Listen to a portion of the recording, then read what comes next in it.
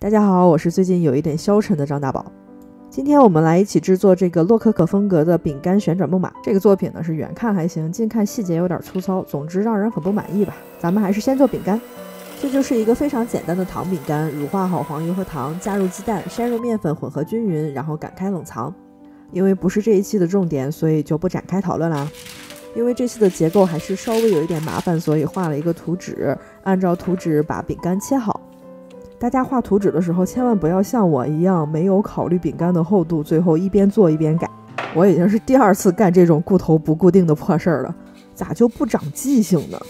做好的饼干170度烤个10来分钟就差不多了，然后把边缘整理的整齐一些，再用糖霜把它组装在一起。糖霜的制作和调整方法呢，可以看我之前圣诞节饼干那一期视频。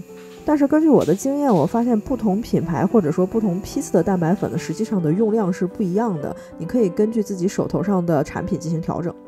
我在这个中间还放了一个电动转台，并且试了一下它是可以转动的。我本来是想让这个旋转木马是可以动起来的，现在期待有多高，等会儿失望就有多大。这次采用了饼干外包裹干佩丝的装饰方法，其实技巧上和我春节制作的那个盒子基本上是一样的，贴上一层白色干佩丝作为打底。打开《甄嬛传》泡个茶，做好这些必要的准备之后，我们就可以开始来装饰了。你们做东西的时候喜欢放什么背景音乐啊？我现在是《甄嬛传》呀，然后《琅琊榜》啊，都已经盘包浆了，实在是找不出什么电视剧可看了。前一段时间我甚至开始看起了《绝代双骄》。这里的花纹呢，我设计的是带有一些洛可可风格的，就是说没有完全对称，并且有很多植物的自然元素。整体上来说细节是比较多的，但不会看起来很沉重。所以我采取了部分的糖霜和部分干佩丝翻模结合起来的方法来制作。底座大概就是这样了，中间的部分和底座基本上是一样的，唯一的区别就是底部和顶部我没有再放饼干了，为了减轻它的重量，想让它转起来，最后也没有成功。而且细看的话，很多细节上就很不精致。但是这已经是我改了很多次的结果了。这个设计其实我去年就做过一次，但是失败了。当时那个设计难度更高一点，我甚至买了一套小的那种电机啊，什么齿轮啊之类的东西，想自己做一个自动旋转台，都不知道是哪来的自信，结果做了2个月都没有做出来。事实证明，人呢一定要认清楚自己能力的极限在哪儿。所以这次虽然还有很多做得不好的地方，但是能够把它完成，我就觉得很满意了。顶部也是同样的制作方法，这里就不再详细的解说了。在转台的顶部起上糖霜，放上2块饼干，再贴上中间的部分，我估计就是这一部分出了问题，导致它最后没有转起来。柱子也是用干佩丝用模具做出来的，它的高度比中间的部分稍微高一点，可以刚好把顶部撑住，然后不会压到下面。但是最后也没转起来。顶部放上一个小天使，边缘呢有一点杂乱，所以说我用糖霜和糖珠对它进行了一点装饰。成品就是这样啦。接着来制作吹泡泡的死神，这个造型是来源于德国的一个教堂的装饰。他们那一组的死神都还是蛮有趣的，这个是其中之一。因为泡泡像人的生命一样短暂又无常，所以文艺复兴之后呢，有一些艺术创作里面会用泡泡来代指死亡。总之呢，先来捏个脑袋。狗子说我捏的骷髅头看起来很像帕奇，总觉得他下一秒就要开始阴我了。人家原版的死神呢，就是看起来非常的优雅超脱。我这个不知道为什么捏出了一种3分狰狞2分猥琐5分不想上班的蛋疼，可能是充分体现了创作者本人的心态吧。然后来打一下身体的骨架，这是我第一次做翻糖人偶啊，所以说我是借鉴了唐王周易老师的那个教程。因为我这个人做东西就是很随意，我也不讲比例啊，然后有的时候都是乱做的，所以说大家去看老师的那个原版视频会比较不会受到误导。我这里就随便剪一下，不放具体过程了。现在很多这样的大佬都还是无私的在网上分享知识，我觉得真的非常的佩服他们。给做好的骨架摆出适当的姿势，然后我们就获得了一只绿色的爬叉。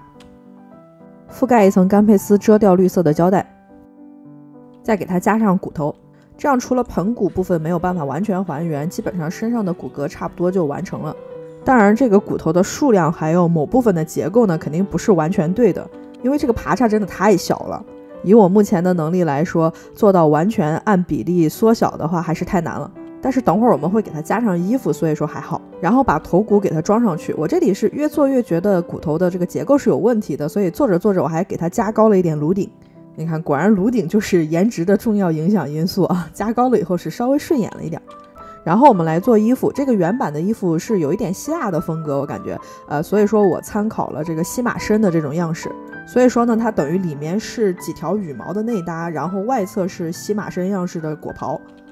为了方便制作呢，我把一片式的洗马参给它拆解成了几片，然后稍微露出一点漂亮的盆骨。人靠衣装啊，你看是不是？穿上衣服以后就显得精致了一点。最后给它加上手脚。这个死神呢，它一只手是握着这个里面放了泡沫水的贝壳，另外一只手是捏着吸管和气泡。这个手确实真的蛮难做的，因为尺度真的太小了。看过我以前视频的朋友都知道，我是比较喜欢用骨头这个元素的，因为它天然就带有一点的故事性在里面。之后我可能会去做一些别的主题，然后暂停这个系列了，因为我不太喜欢去做重复的东西。而且你说我要是去找工作啊，别人问那你们擅长做什么呀？那有的人就说我擅长做慕斯，有人说我擅长做奶油裱花，轮到我了我就说我挺擅长用各种不同材料做人类骨头的，感觉好像不太对劲儿啊。把这两个东西粘在一起呢，这个作品就完成了。做这个设计的本意是因为最近对未来的预期非常的悲观。以前吧，总觉得只要够努力，理想的生活就在未来等着我。现在终于知道了个人力量的渺小，好像光是活着我就已经用了我所有的力气了。本来是想表现人生也好，美好的愿望也好，都像死神手里的泡泡一样渺小短暂而又不起眼。我连让这个旋转木马转起来都做不到，我还能期盼什么呀？简直是纹丝不动了，有没有？但巧合的是，正好在写稿的时候看到了史铁生老师写的这句话。事实上，你唯一具有的就是过程。一个只想使过程精彩的人是无法被剥夺的，因为死神也无法将一个精彩的过程变成不精彩的过程。在这个消沉的节点，刚好有被安慰到，几乎体会到一点老师说的那种宿命的意味了。之前看《肖申克的救赎》的时候，比起安迪最终逃出去这个需要非常多的运气以及一点点巧合的奇迹式的结局来说，更打动我的是他在那种绝望环境下的一些坚持。比如说要来图书馆的经费呀，冒死放出来的费加罗的婚礼呀，还有那个屋顶上喝着啤酒闲聊的下午。那么我个人认为，不管安迪最后有没有逃出去，他在这个过程中他已经拥有了非常自由的灵魂。所以我想并不是每一个人都能拥有一个奇迹式的 happy ending， 但或许尽我所能，至少可以拥有一个精彩的过程。那么即便作为一个 loser， 我也可以说自己虽败犹荣。就像是我现在做视频嘛，虽然也没有太多人看，但是但凡有那么一两个观众有那么一瞬间感觉到快乐啊，或者是有被安慰到，那我觉得这就是我这么一个脆弱又不起眼的泡泡在那么一瞬间反射出来最漂亮的光彩。这是那个吹泡泡的死神永远都不可能夺走的东西。总之这一期的内容就到这里了，我是张大宝，我们下期再见，拜拜。